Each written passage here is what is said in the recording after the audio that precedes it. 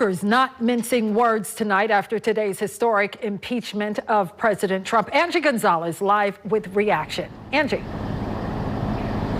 Yeah, Cheryl, there wasn't a single person that we talked to that didn't have an opinion on the day's events. Some of them, though, didn't want to go on camera for some obvious reasons. Those that we did speak to, though, talked to us about the events of the last week, how they've impacted things, as well as the last 4 years.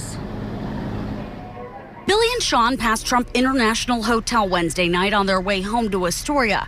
They say the Trump name doesn't elicit the same feelings it did just 4 years ago, before the 45th president took office. In the last week, they say he sullied any legacy he had even further. He really allowed this whole thing to happen, and he really egged on the instigators, we'll say, going into the Capitol and really acting kind of almost like it was a civil war.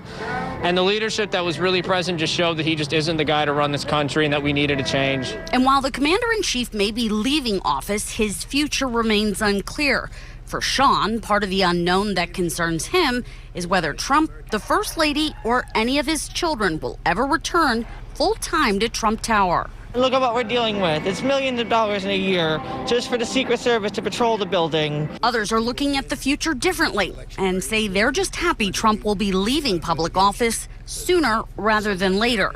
I think today was a step in the right direction, personally. Some still want to make sure that he faces the music before leaving the Oval Office.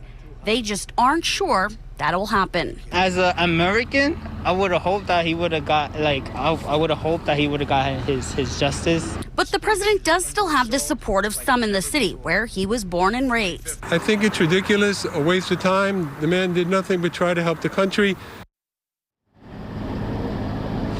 And of course, Cheryl, Trump International Hotel here at Columbus Circle is just one of the properties where the president stayed during his 4 years in office.